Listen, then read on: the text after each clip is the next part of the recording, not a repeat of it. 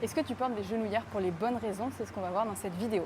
Je vois beaucoup trop de gens qui commencent à mettre des genouillères à la salle de sport, pour courir ou même dans leur vie de tous les jours. Et la plupart du temps, ce ne sont pas pour les bonnes raisons. Dans cette vidéo, je vais te donner les mauvaises raisons de vouloir commencer à mettre des genouillères. Je vais te donner mon exemple perso et je vais t'expliquer comment tu vas pouvoir te débarrasser de tes genouillères et ne plus en avoir besoin. Alors, reprenons au début. Si tu sens que tu as besoin de mettre des genouillères, c'est que tu sens que tes genoux ont besoin d'un soutien supplémentaire. Ce qui veut dire qu'ils sont juste trop faibles. Ils ont trop peu de capacité comparé à ce que tu leur demandes de faire. Et la mauvaise raison de vouloir commencer à mettre des genouillères, c'est justement sentir cette faiblesse au niveau des genoux et vouloir la masquer par un accessoire. En aucun cas tu solutionnes le problème et à vouloir masquer le problème, tu peux empirer la situation. Donc la vraie solution dans ce cas-là, c'est de renforcer tes genoux pour augmenter leur capacité et pour qu'ils soient capables de faire tout ce que tu leur demandes de faire sans avoir besoin de leur apporter un soutien supplémentaire. Si tu portes déjà des genouillères, le souci il arrive quand tu ne peux plus t'en passer. Et ça je connais parce que c'était mon cas. Je sentais mes genoux extrêmement fragiles, très laxes et je sentais que je pouvais produire aucune force. Ils gigotaient un petit peu dans tous les sens. Donc j'ai commencé à mettre des genouillères. Première fois que je les ai mises, j'ai jamais senti mes genoux aussi solides. Donc très vite elles sont devenues un indispensable. Je ne pouvais plus m'en passer. À chaque fois que je les enlevais, je devenais 2 fois moins forte sur tout ce qui était squat et je sentais que les répétitions étaient beaucoup plus difficiles. 1 an plus tard, je m'achète une deuxième paire de genouillères encore plus serrées au niveau des genoux pour leur apporter encore plus de soutien pour soulever encore plus lourd. Et je réfléchissais même à m'acheter des bandes pour serrer encore plus autour de mes genoux. Maintenant que je repense à cette réflexion, je la trouve mais complètement folle parce que je cherchais à tout prix un moyen de camoufler cette faiblesse. Alors que personne ne m'avait dit que c'était absolument possible de renforcer ses genoux. Je pensais que les articulations, on ne pouvait pas vraiment les renforcer et que du coup, soit on avait la génétique, soit on ne l'avait pas. Et si on ne l'avait pas, on était un peu condamné à se débrouiller et on ne pouvait pas faire grand-chose. Mais ce n'est absolument pas le cas. Si tu te reconnais dans l'histoire que je viens de te raconter, enlève-moi tes genouillères et commence à renforcer tes genoux. Ça va prendre du temps, oui, mais c'est du temps bien investi. Tu ne peux pas construire de la force sur des articulations qui sont faibles et instables. À un moment donné, ça va te limiter. Et ça, peu importe quel accessoire tu voudras ajouter à tes genoux pour pallier à ça. Une faiblesse, ça restera une faiblesse tant que tu n'as pas pris le temps de la transformer en force. Maintenant, est-ce qu'il y a des bonnes raisons de porter des genouillères? Et la réponse est oui.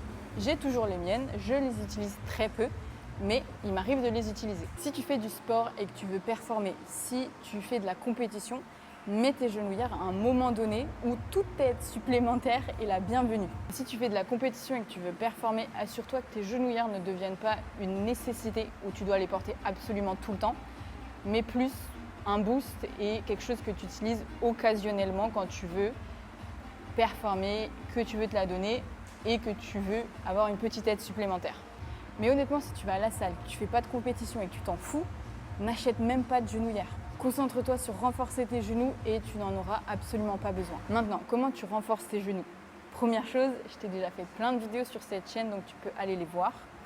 Mais sinon, pour simplifier, tu me renforces ce qu'il y a en dessous de ton genou, c'est-à-dire bas de la jambe, mollet, tibia, pied. Tu me renforces ce qu'il y a au-dessus de ton genou, quad, ischio, fléchisseur de hanche.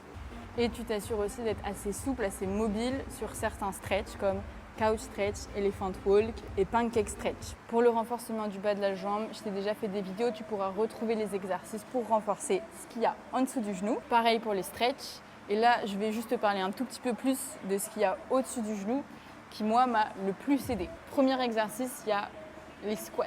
Mais les squats en amplitude max, où tu viens fermer complètement ton genou. Des squats d'haltéro, mais cette fois sans genouillère.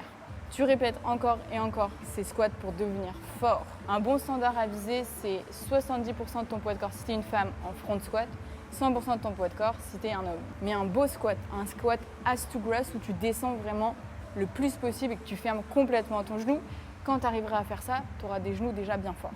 Deuxième exercice, le ATG split squat, je t'en parle tout le temps sur cette chaîne YouTube. Un des meilleurs exercices, tu viens travailler en unilatéral. Pareil, là aussi, tu viens fermer complètement ton genou et tu renforces ton genou dans cette position où il est très loin au-dessus de tes orteils.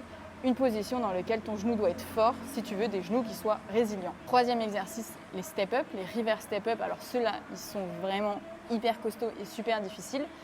Je me souviens quand j'ai commencé sur ces exercices-là, je tremblais de fou, rien qu'au poids de corps.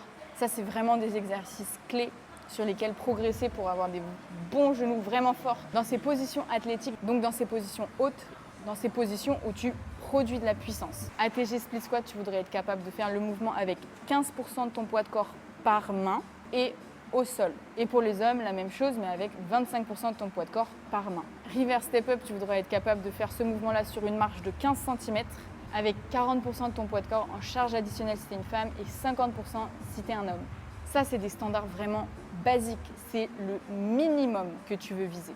Surtout si tu es sportif et que tu veux pouvoir t'éclater dans tes activités sportives sans avoir à te soucier de tes genoux. Et le dernier, qui moi m'a énormément aidé parce que j'avais déjà ces trois-là où je les avais beaucoup travaillé. Mais quand j'ai rajouté le quatrième, qui est le leg curl, ça a tout changé. Et ce quatrième exercice, il vient renforcer l'arrière. Hyper important. On a tendance à avoir des ischios en flexion de genoux qui sont plus faibles que ce qu'il y a devant au niveau des quads. Vraiment cet exercice-là pour renforcer directement tous tes tissus conjonctifs qui sont juste derrière ton genou, il est génial. Leg curl ou Nordic curl. La différence entre les deux, c'est que sur le leg curl, ça va être plus simple de commencer à faire ce mouvement-là parce que c'est une machine à la salle de sport. Tu choisis la charge à laquelle tu peux commencer et tu peux forcément commencer quelque part sur cette machine-là. Et on est un petit peu plus à dominance musculaire sur la machine. Et le Nordic curl, il est beaucoup plus difficile parce que le point d'entrée est beaucoup plus haut. Tout le monde ne peut pas commencer à faire un Nordic curl à plat. Il faut trouver des variations.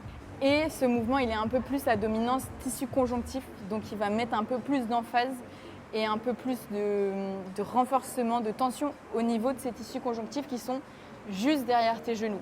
Par contre, quand tu maîtrises ce mouvement, tu as des genoux qui sont extrêmement stables. Travailler tes ischios en flexion de genoux, c'est vraiment ce qui vient rajouter encore plus de stabilité et encore plus de force et de résilience à ton genou. Voilà, je t'ai donné toutes les clés. Maintenant, il va falloir être patient et progresser sur ces exercices petit à petit. Perso, j'ai commencé à renforcer mes genoux quand je m'étais fait mal au dos parce que de toute façon, je ne pouvais plus faire de squat ou quoi que ce soit avec de grosses charges. Donc, j'avais enlevé mes genouillères et je me suis dit qu'à partir de maintenant, je ne les remettrai plus tant que je n'aurais pas battu mon ancien PR avec mes genouillères. Donc, cette blessure au dos, elle m'a aussi permis de mettre l'emphase sur mes genoux, mais je t'assure que si tu n'es pas blessé ou que pour l'instant, tes genoux vont bien, mais que tu ne peux plus te passer de tes genouillères, enlève-moi tes genouillères et renforce tes genoux sans. Je t'assure que c'est un grand service à leur rendre. Voilà pour cette vidéo. Si tu as la moindre question, tu me la poses en commentaire. Si tu veux du contenu un peu plus régulier, c'est sur Instagram. Et sinon, pense à t'abonner pour ne pas louper la suite de ces vidéos.